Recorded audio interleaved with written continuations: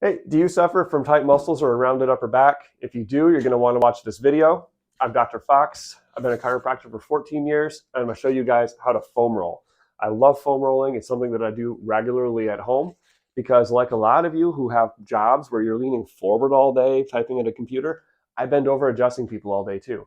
And so, no matter how much I get adjusted, I'm always having to fight holding myself back upright. So, this helps to stretch out those muscles in the front of the spine.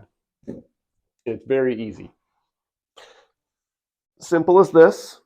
You just lean back on that foam roller. Sometimes you have to reposition it if you start a little bit too low. And you're going to find spots that are tight. And as you roll, you want to allow the front of your body to relax so that you can stretch out over the foam roller. And now, this shouldn't be painful. You can feel stretching and tension, but you shouldn't feel pain with it. So if you feel pain, stop. But this is going to help get you that nice, good, upright posture. It combines fantastic with adjustments to help you improve your posture. So like and follow so that you can see more videos with tips like this. Hope that was helpful.